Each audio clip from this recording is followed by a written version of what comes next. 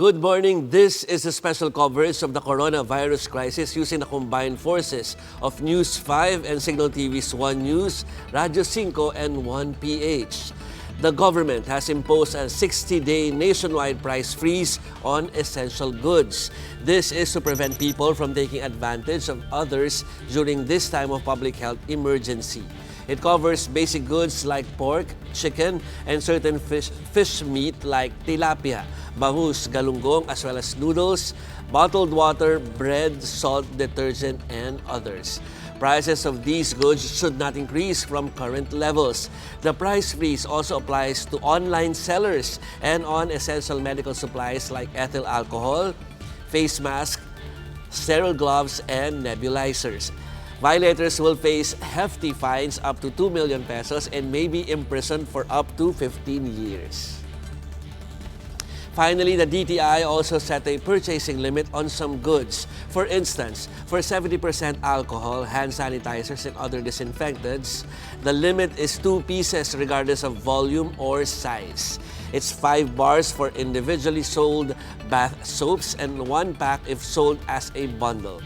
It's 10 rolls of toilet paper or 1 bundle pack and 5 pieces for face masks. Para sa mga nanonood sa atin sa TV, nagpa-flash po ngayon sa inyong mga screen ang purchase limit per transaction po yan.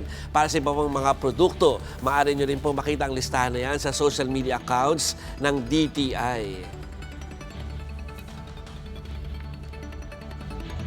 Pinag-aaralan na rin po ngayon ang paglalaan ng special lane sa mga tinatawag na essential workers at cargo para mas mapabilis ang pagdaan nila sa checkpoints. Kasunod po ito ng reklamo ng ilang cargos at frontliners na inaabot sila ng samsam sa mga checkpoints. Sabi ni PNP spokesperson Bernard Banak, mas maraming lanes ang bubuksan para rito. Sabi naman ni Agriculture Secretary William Dar, mas maigi siguro kung may bukod na lane para sa cargo at bukod pa para sa health workers at yung sa mga nadoon sa tinatawag na skeletal worker. President Duterte calls on LGUs to abide by the directives set by the national government. He warns local leaders who don't stand in line that they may face sanctions. He reminds them that they should base their local response on guidelines set by the Interagency Task Force, particularly those that make it difficult for cargo trucks to pass through. You know the only reason why you can impose these quarantine restrictions and impose it on everyone passing your areas is because the national government is allowing you to do so. But if you go beyond the standards that we have set, you are abusing your authority, and you know that it can lead to administrative cases or even worse unless you stop what you are doing and completely, fully. Criminal cases cannot be far behind. The chief executive reminds them that during these trying times, there should be a coordinated response in the different levels of government. Let us work together to implement this quarantine, and it should all begin with the LGUs making sure that your actions are consistent with the national directive. To do otherwise would sow confusion.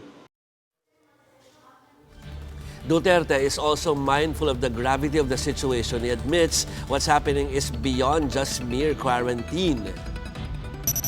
Let me add that at this time, I do not think it is just a quarantine or quarantine.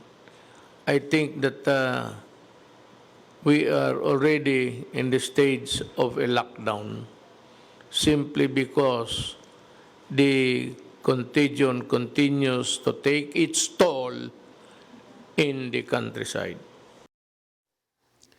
The president also assures those who were left stranded because of the heightened quarantine measures that the police and the army will extend food and lodging assistance. Yung stranded, we will try to help you. Your Air Force and your army will help you wherever you are.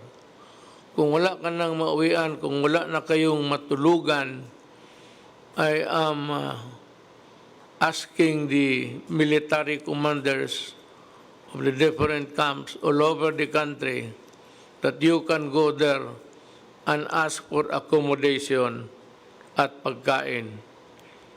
And they will, they would only be too willing to help you. Yan ang ating army at police. Bigyan kayo pagkain at tulugan. Mga kapatid, sarado pa din po karamihan ng mga gym gawa nitong enhanced lockdown. Pero pwede pa rin po tayo mag-workout kahit sa mga bahay natin. One activity we can all try out, itong tinatawag na online yoga. As millions of people stay inside to stop the spread of the virus, many have turned to online platforms to break the monotony of being stuck inside their homes. In Israel, yoga teacher Nikki Foreman gathered her students from across the world to do yoga, with Foreman giving instructions on their screens. Seated in her house in central Israel, Foreman communicates with her students as far away as Holland. Foreman said more people were embracing online tutorials now that they're stranded inside their homes.